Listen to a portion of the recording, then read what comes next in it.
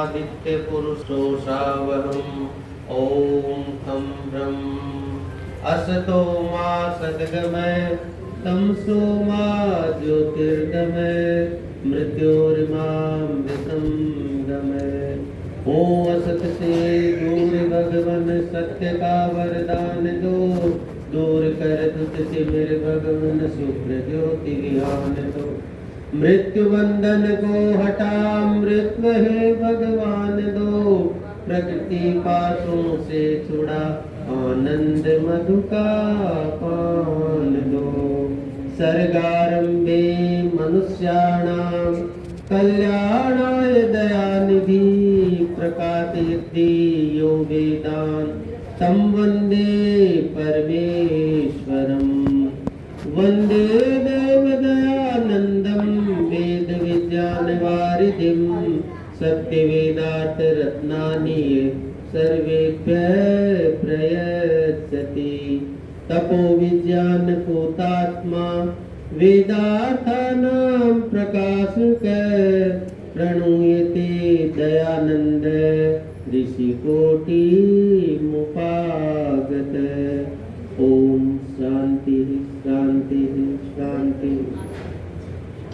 वंदनीय मातृ शक्ति आर्य समाज मानसरोवर के यशस्वी पदाधिकारी गण, मेरे अत्यंत श्रद्धेय प्रिय सत्संगी वेद मार्ग का अनुसरण करने वाले मेरे सभी श्रोता साथी वृंद, प्रिय बच्चों, परम पिता परमात्मा की महती अनुकंपा हम हमारा समय सत्संग में व्यतीत कर रहे हैं। आज विशेष बात यह है, हमारे परम श्रद्धेय वेद जी महाराज की आज जन्म तिथि मना रहे। आप हमारे अनुकरणीय आदर्श हैं। आपके जीवन की जब से मैं आपके साथ हूँ तब एक बड़ी विशेषता ये है, आपकी श्रद्धा बहुत ही अधिक प्रभावित करती है हमारी। सत्य को धारण करने की, सत्य के अनुसार आचरण करने की, और इतनी शालीन सौम्य आपकी वृत्ति है, ये आपका विशेष आकर्षण देखा मैंने। हम परमात्मा से प्रार्थना करते हैं, आप जैसी श्रद्धा, आप जैसी सौम्यता परमात्मा हमें भी प्रदान करें। बहुत बहुत लख लख बधाइयाँ आपको जन्मदिन की। आप सब परमपिता परमात्मा से प्रार्थना करें। हम संध्या में तो कर चुके, लेकिन आज जन्मदिन की बधाई दे रहे हैं तो सब हम करें। ओम तत्चक्षुर्देवहितं पुरुस्तात् शुक्रमुत्तर पश्येम शरद शतं जीवेम शरद शतं त्रिणुयाम शरद शतं प्रब्रवाम शरद शतमदीना श्याम शरद शतं भूयस्य शरद शता। परमात्मा से प्रार्थना करी यजुर्वेद के तत्वों में हमने, हे परमपिता परमात्मा, 100 वर्ष की कम से कम आयु में अपन मांग रहे हैं। 2 बातें विशेष है, एक तो आयु सतायु, और दूसरी अधीन रह के, किसी के दीन नहीं, स्वतंत्र स्वच्छंद बिल्कुल आरोग्य युक्त रहे हम, ऐसी आयु की कामना हमने करी है। तो फिर पूछा भाई 100 वर्ष जिंदा रह के क्या करोगे, क्या करना? सबसे पहले मंत्र में यही लिखा हुआ है। क्यों मांगी 100 वर्ष की आयु? परम पिता परमात्मा का जब दर्शन होता है संध्या के अंतर्गत, आत्मा जब परमात्मा के आनंद में अपनी शुद्ध बुद्ध खो देता है, उस परमात्मा का आनंद आत्मा में जब प्राप्त होता है, तो उस आनंद की अनुभूति वो उसी को हो सकती है जो सच्चा भक्त है परमात्मा। और उस अनुभूति को देखकर वो भक्त कह रहा है, हे परमपिता परमात्मा, आप सबके चक्षु हैं। सूर्य के प्रकाशक भी आप हैं, मेरी आत्मा के प्रकाशक भी आप हैं। हे परमपिता परमात्मा, आपकी जो ये प्रकाशन करने की शक्ति है वो मुझे प्राप्त हो, ताकि मेरी आत्मा भी प्रकाशमय हो जाए, सत्य असत्य का मैं निर्णय कर सकूं, देख सकूं, और आपका जो रूप मुझे प्राप्त हुआ है संध्या के अंदर, इसको 100 वर्ष तक देखता रहूं।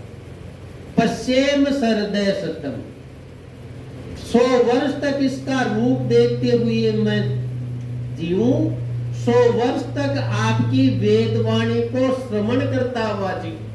दूसरी बात, फिर जो श्रवण कर लिया, देख लिया, उसको अपने तक सीमित न रख के प्रब्रवाम सरदय सतम, उसका प्रचार प्रसार करूं, जो लाभ मुझे प्राप्त हुआ है वो अन्यों को भी प्राप्त हो, ऐसी शक्ति, ऐसी अधीनता हे परमपिता परमात्मा आप मुझे प्रदान करें। ये मंत्र का आशय है। इसमें केवल 100 वर्ष नहीं मांगा है उन्हें, 100 वर्ष के साथ में ये चीजें जुड़ी हुई है।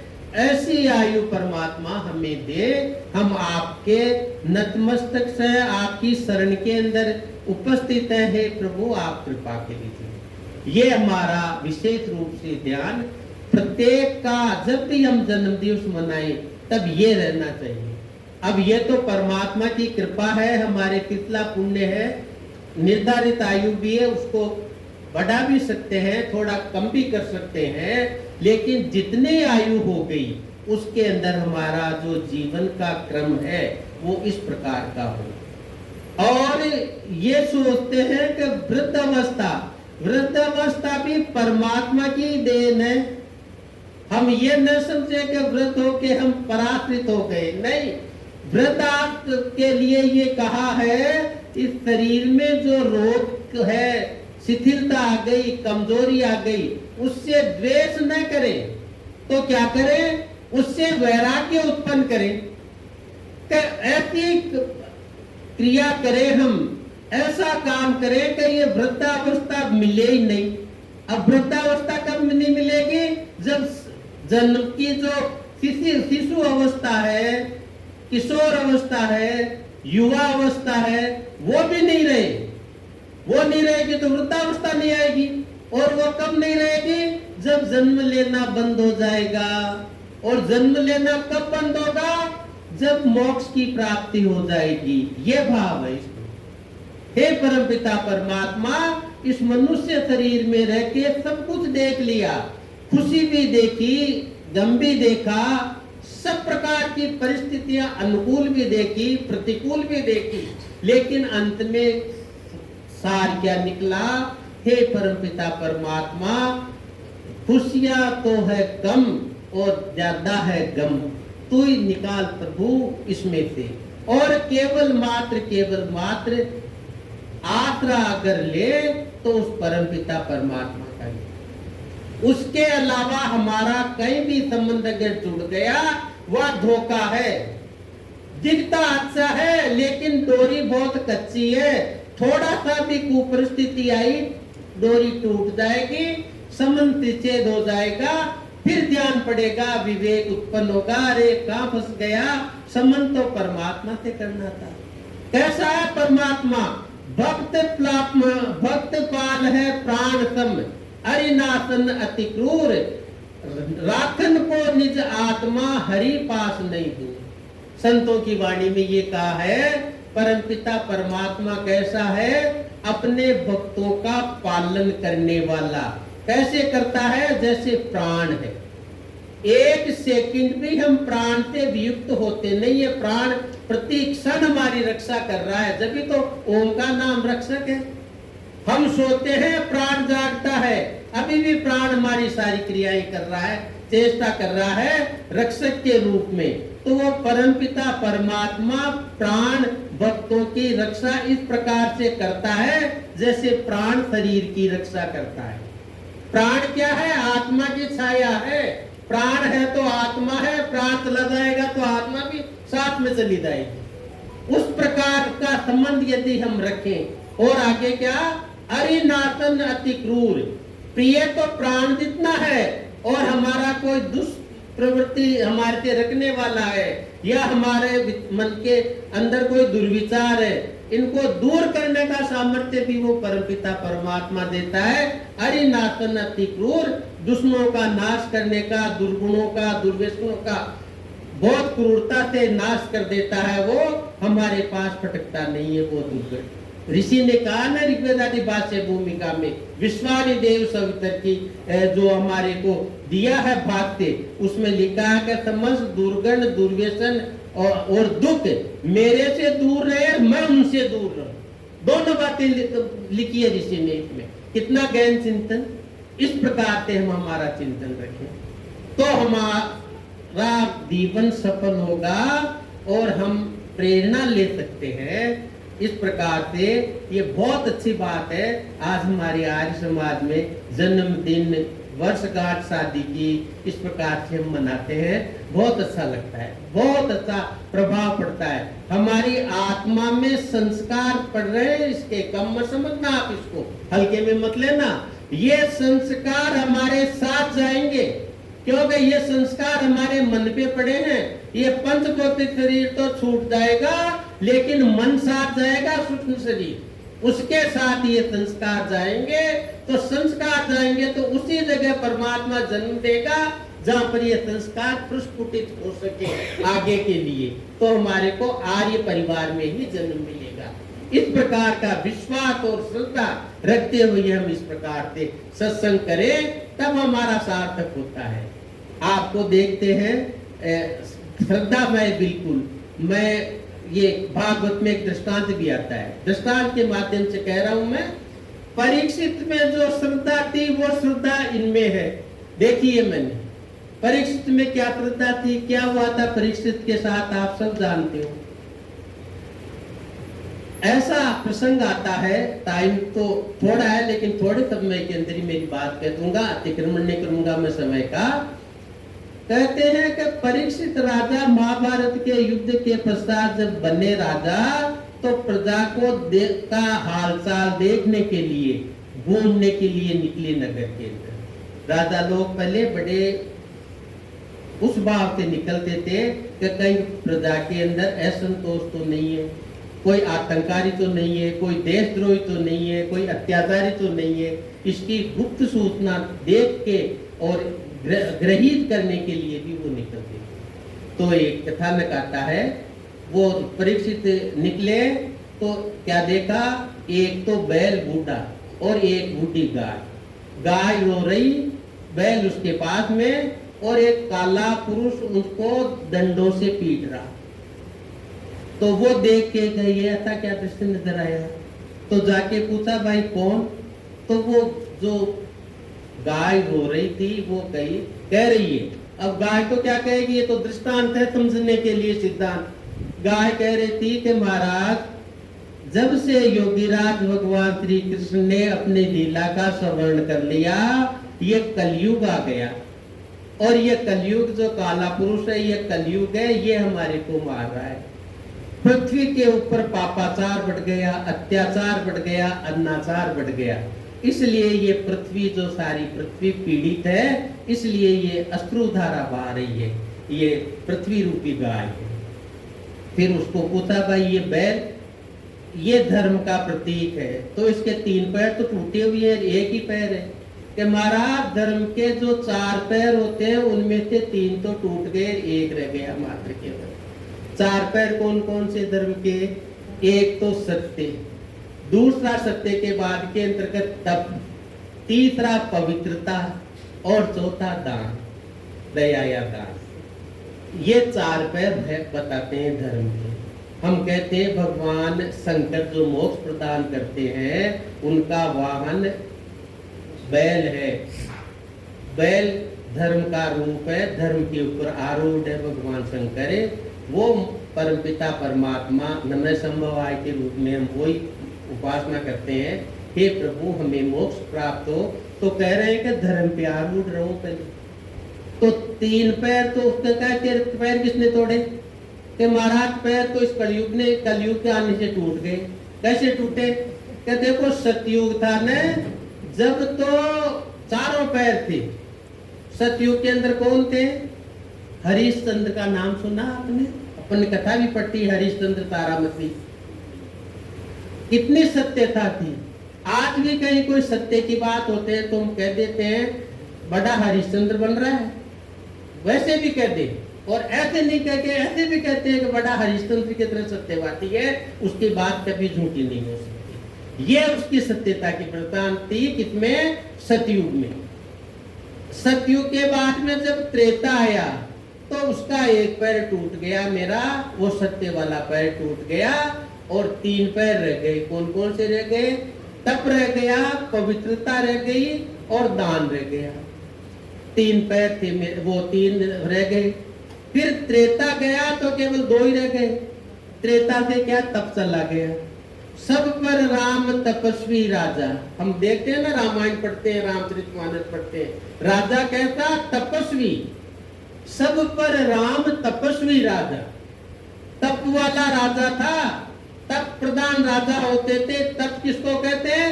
सत्याचरण के लिए प्रतिकूल परिस्थितियों को भी जो सहन कर ले, वो तप है। ऐसे राजा लोग थे शासक, जब प्रजा में राम राज था। तो त्रेता के अंदर वो भी के बाद में वो भी चला गया। अब द्वापर के अंदर आया। द्वापर में क्या थी? पवित्रता थी और दान था। दो तो द्वापर के बाद में श्री कृष्ण भगवान ने लीला संवरण कर ली, पवित्रता भी चली गई सारी। श्री कृष्ण भगवान के बाद में अपन देखते हैं कि इनके अंदर युद्ध हुआ, यादवों के अंदर आपस के अंदर ही पवित्रता नहीं रही। गुरु दुर्वासा ऋषि से भद्दी मजाके की, उसका परिणाम होगा। श्री कृष्ण भगवान ने लीला संवरण करी तो कहते हैं तीर उनके पैर में लगा बधिक के द्वारा, और उन्होंने अपनी लीला संवरण करी। तो ये कब हुआ? जब अपवित्रता आ गई। अपवित्रता आने से सारे दुराचार हो गए, और अपवित्रता आने के बाद के अंदर देखो कोई किसी का अंकुश नहीं रहा। तो महाराज ये मेरे तो 3 पैर ये टूट गए, अब तो केवल आखिरी पैर बचा है, ये दान या दया, दया या दान बचा है। इसका भी कोई यूज अच्छी तरह से कर ले, ये कलयुग में समझने वाला नहीं है।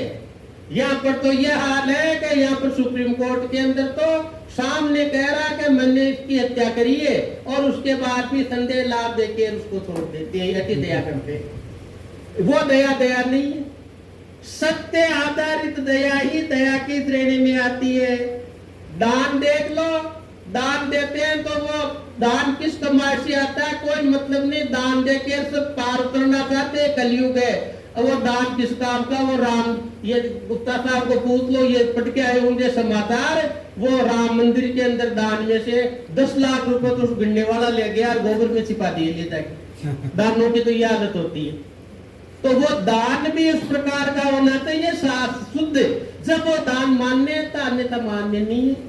तो ये हालत कर दी। तो उन्होंने तो कहा कि भाई ये तो बहुत बुरी बात है। मेरे राज में परीक्षित कह रहे हैं ये तो बहुत दुर्गति है, उसको मारने के लिए तीर उठाया। कलयुग का जो था ना प्रतिरूप में काला बुरा आदमी, तो वो उसके पैर में पड़ गया परीक्षित के लिए कि महाराज मैं भी आपकी प्रजा हूँ, जैसे ये सारे प्रजा है वैसे मैं भी प्रजा हूँ। यहाँ पर तो चोर गुंडे डाकू बदमाश सारे है, तो भारतीय नागरिक ही, कोई दूसरे नागरिक थोड़े आ गए हैं। तो वही परिवार में भी इसी प्रकार से अच्छा बुरा सब तरह के हैं। तो महाराज के मैं तो आता ठीक है, तो आप मेरे को देश निकाला दो दोगे तो मैं कहा जाऊंगा, मेरे को तो रहने के लिए यही रखो आप मेरे को। तो क्या तेरे स्थान निर्धारित कर देता हूँ 4, वो उसमें रह लेना जाके। तो उनको बता के कौन कौन से स्थान निर्धारित किए।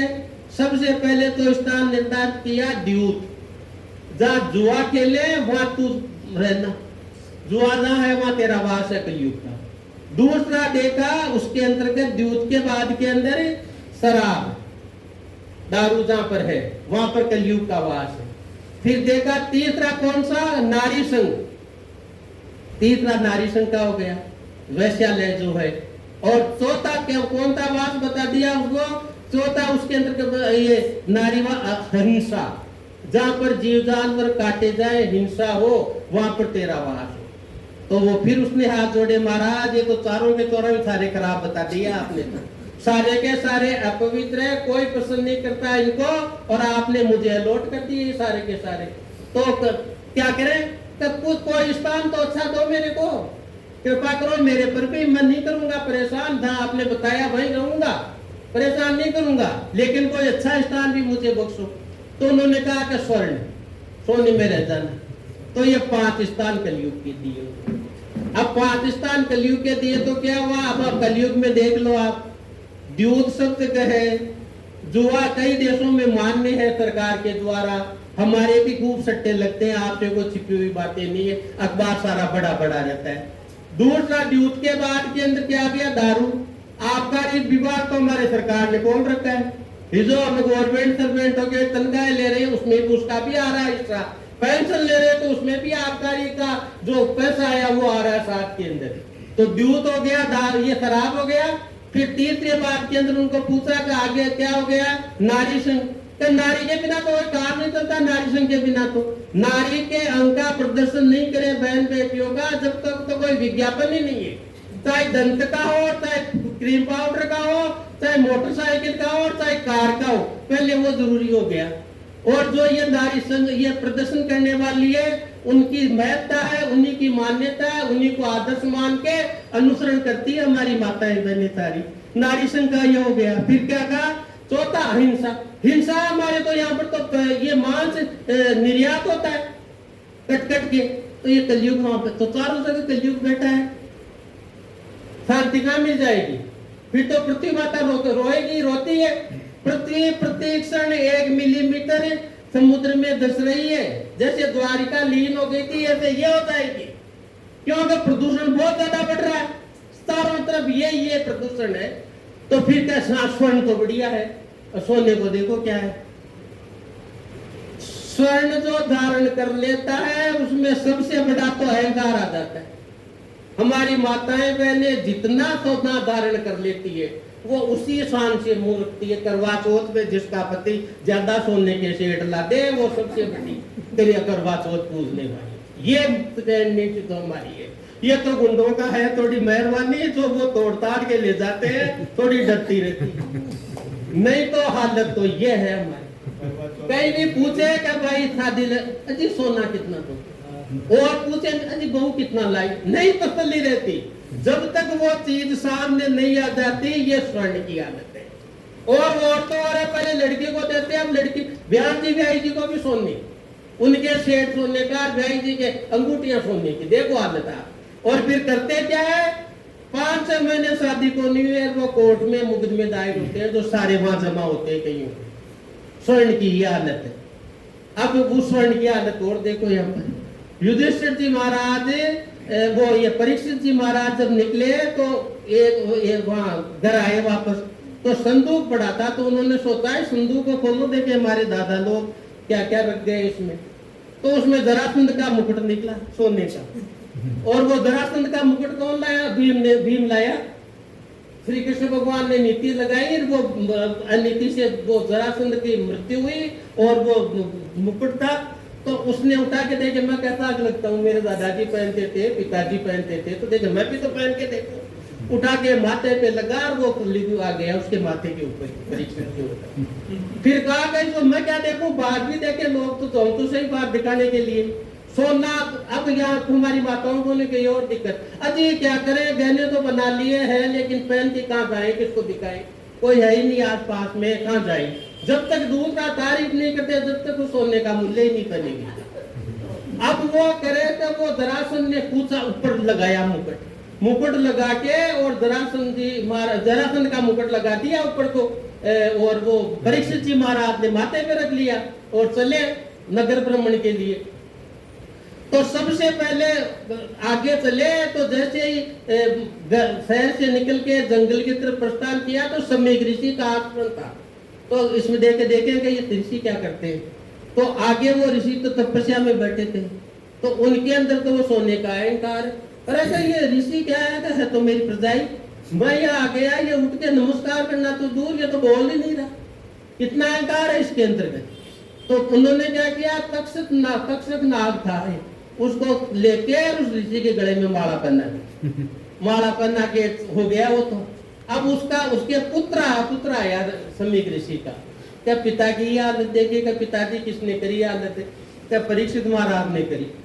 परीक्षित महाराज अपन जान गए कि परीक्षित महाराज ने करी तो उसने श्राप दे दिया कि जिस सर्प को तूने गले में डाला है पिताजी के, वो इस सर्प 7 दिन के अंदर आके तेरे को डस लेगा, तेरी मृत्यु का कारण बनेगा, 7 दिन से ज्यादा तू जिंदा नहीं रहेगा। ये श्राप दे दिया उसको। अब वो चले कौन, परीक्षित महाराज घर आए, घर आके मुकुट को उतार के रखते ही दादिया ने दिया रखा उसको, मुकुट उतार के दिया तो वो जो मति खराब हो गई थी स्वर्ण से, वो मति वापस सही हुई। सही हुई तो उनको याद आ गया क्या किया, अरे कहा तो अन्याय कर दिया मैंने तो बहुत बड़ा, क्या हुआ, ऋषि का अपमान कर दिया। ऋषि के मान की इच्छा नहीं रहते, बड़े लोग जो श्रद्धावान लोग रहते हैं, ऋषि लोग रहते हैं, संत लोग रहते हैं, अच्छे वेद के विद्वान रहते हैं, उनका तो मान करना चाहिए, हमें उनसे मान की इच्छा नहीं रखनी चाहिए। तो वो उसके मन में आ गया, जाके उनके पैरों में पड़ा कि महाराज मुझे तो क्षमा करो, मैंने तो बहुत बड़ा अपराध कर दिया। तो अपराध से क्या किया कि मैंने तो ये कर दिया, आपका अपमान कर दिया, अब क्या हो, इससे मुक्ति कैसे हो। तो वहां पर आगे बताते हैं मुक्ति का उपाय बताया। अब ये तक्षक नाग क्या है, ये मृत्यु है, काल, ये सबके गले में पड़ा है, ये कभी भी डस सकता है। 7 दिन कौन से हैं, सोमवार से लेके संडे तक गिन तो 7 ही दिन है, किसी न किसी दिन मृत्यु जरूर आएगी। इन 7 दिनों में मरना, 8वां दिन तो कोई है नहीं, इन्हीं में आएगी मृत्यु, सबके गले में पड़ा वो तक्षक नाग है। इसका ध्यान रखो पहली चीज। फिर दूसरा क्या, बच्चे कहते उभरे कहते, क्या इससे तो उभरने का एक ही है इलाज का, सुखदेव जी महाराज के भागवत की कथा सुनो। अब सुखदेव किसे कहते हैं, सुखदेव महाराज की कभी आपने फोटो देखी हो तो अवधूत अवस्था में बिल्कुल वैराग्यवान है। अर्थ क्या हुआ, वैराग्यवान ब्रह्म ज्ञानी वेद के वेत्ता जो विद्वान ऋषि है, उनके चरणों में जाके बैठो, जब जाके तुम्हारा जीवन सुधरेगा, यह मृत्यु सुधरेगी। तुम्हारा जीवन तो सुधर गया, राजा बन गए, महाराजा बन गए, क्योंकि भगवान श्री कृष्ण ने रक्षा किया गर्भ के अंदर ही। परीक्षित जब गर्भ में था तो रक्षा कितने की थी, योगीराज भगवान श्री कृष्ण ने, वो तो रक्षा करके रख दिया है धरती के ऊपर। लेकिन अब जो ये कांड किया, इससे तो रक्षा हो सकेगी ब्रह्म ज्ञानी वेदनिष्ठ जो विद्वान है, उसी से हो सकेगी।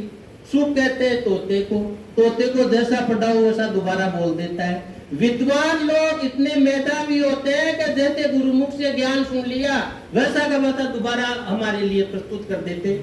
और ऋषि चिंतन में बैठते हैं, ऋषि चिंतन में जब वेद का ज्ञान प्राप्त करते हैं परमात्मा से अपने बुद्धि में, तो वो उसको ग्रहण करके हमारे सबके लिए ये चारों वेदों का ज्ञान ऋषियों की देन है। वेदनिष्ठ ऋषि यही सुखदेव है सबसे बड़े। और जैसा अंदर देखा, जैसा अंदर अनुभव किया, वैसा आगे सबको बता दिया। ये सबसे बड़ी बात है। इसको अगर सुनोगे तब तुम्हारी मृत्यु सुधरेगी। जन्म तो सुधरेगा, मृत्यु को सुधारोगे। जब सुधरेगी, जब उस परमपिता परमात्मा की प्राप्ति होगी।